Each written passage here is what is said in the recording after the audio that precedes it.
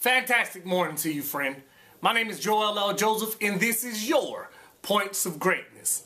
What is Points of Greatness, you may ask? Well, Points of Greatness is 23 short videos, podcasts, and live audio feeds that are designed to empower and encourage you to triumph and tackle your daily task. Please feel free to share these videos as much as you like. Contact us via YouTube, Facebook, or one of our other media outlets. I'm excited and open to receive your thoughts, comments, and suggestions. Please join the conversation. Today we digging into them pockets. I'm just kidding. But today our topic is debt, finance, and money.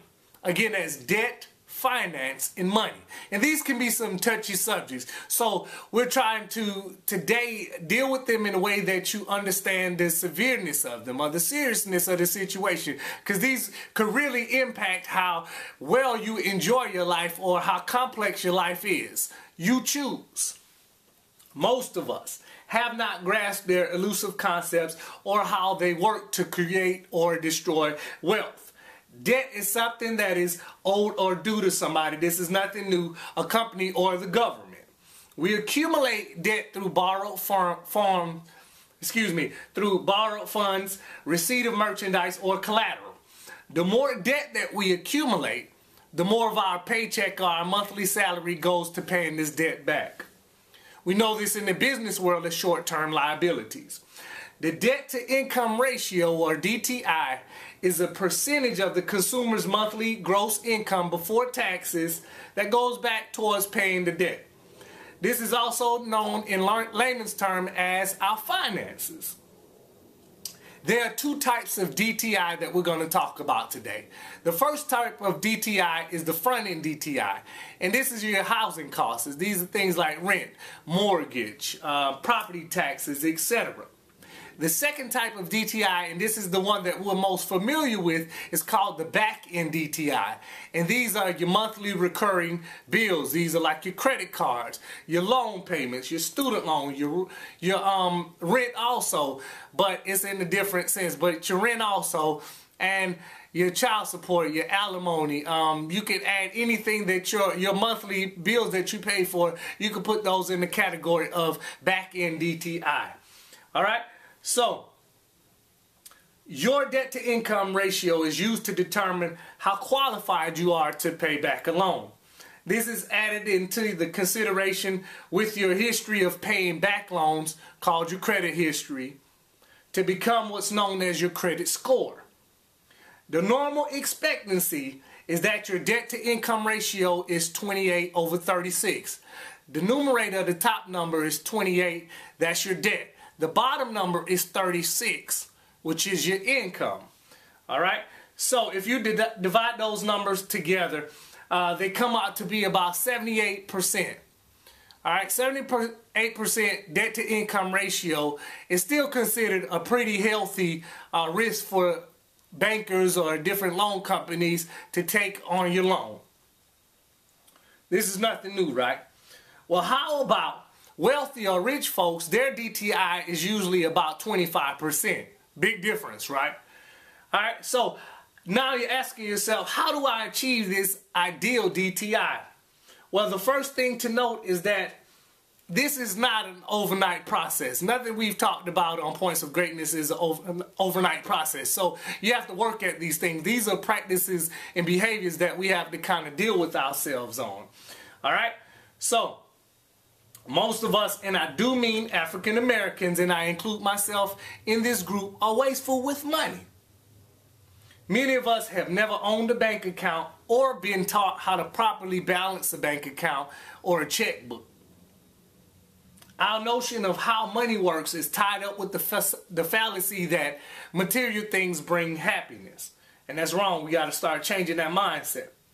For some of us, we like to have this consumer mindset or this impulsiveness to purchase. We got to have the newest games, the newest shoes, the newest purses, the newest clothes. All of these things are depreciable assets, and they drop value as soon as you purchase them or as soon as you drive off the lot with the car. That's still a depreciable asset, okay? These things, just reducing or eliminating some of them, will help us to reach that ideal DTI of 25% that we talked about, okay? For some of us, the process will be a little bit more painful.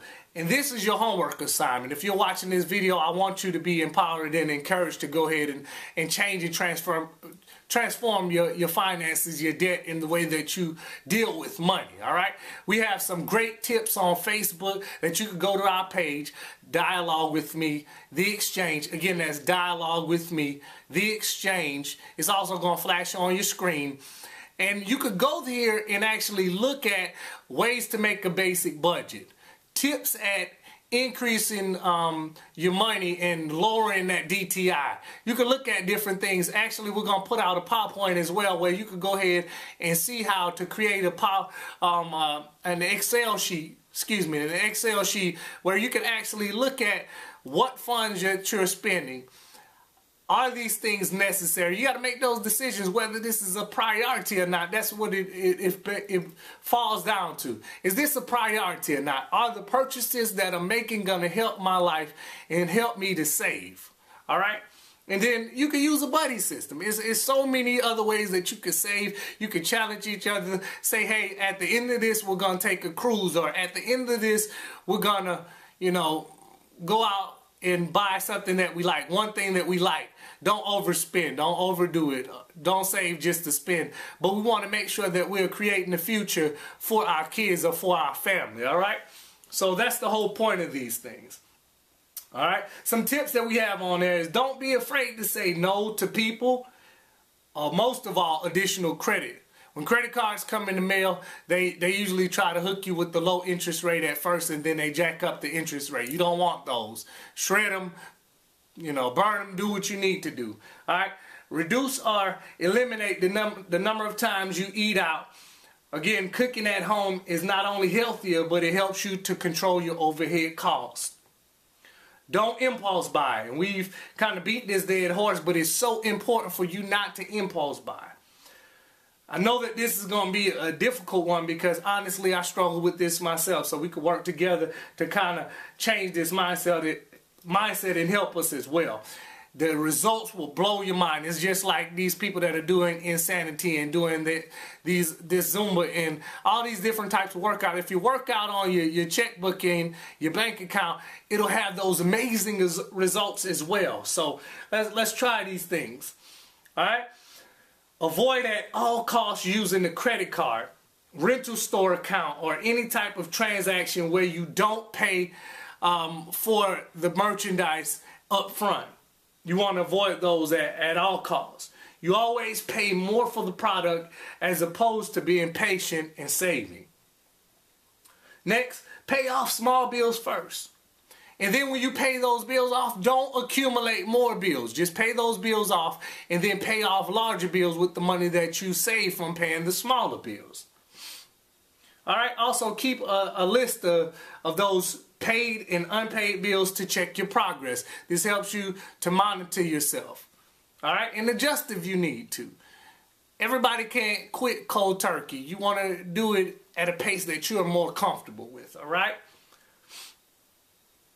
Those and other tips are on our Facebook, on the website. Just make sure that you go and look at them and tell us what you think. We're really wanting you to give your feedback and to let us know how we're doing on this stuff, all right? Join us next time when our topic will be steps to healthy or failing marriages and relationships. Again, my name is Joel L. Joseph. This has been your Points of Greatness.